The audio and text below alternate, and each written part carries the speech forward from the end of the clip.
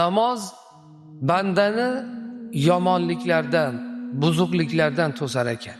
Alloh taolo bu haqda Qur'oni Karimda va aqimis solah, namozni qoyim qiling.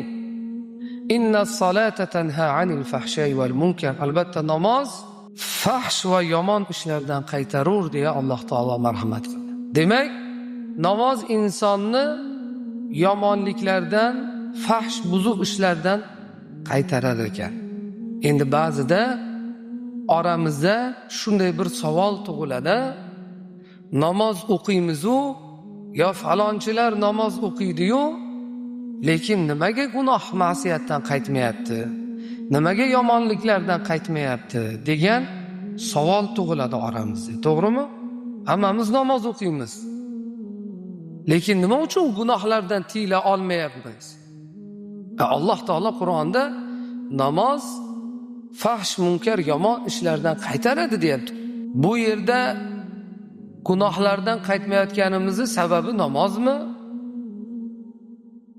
Nima uchun bunday bo'lyapti? Mana shu o'rinda shu oyat karimani o'ziga ozgina e'tiborni qaratishimiz kerak. Alloh taolo namoz o'qing deb buyurmadi. Namozni qoyim qiling dedi Alloh taolo.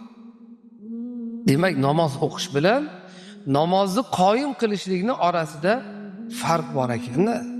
Namozni o'qish deganda o'sha shosha-pisha o'tirib turishimizda hammasi kirib ketaveradi. Lekin u namozni qoyim qilishlik hisoblanmas ekanda. Namozni qachon qoyim qilamiz?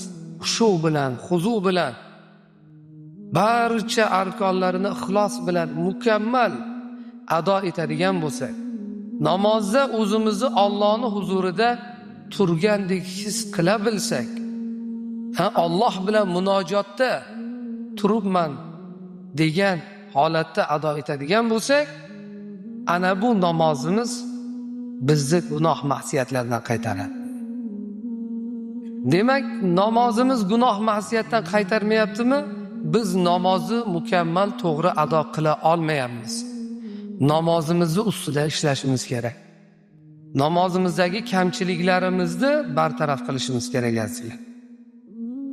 Ana shunda ushbu oyatdagi ma'no, maqsad hosil bo'ladi azizlar.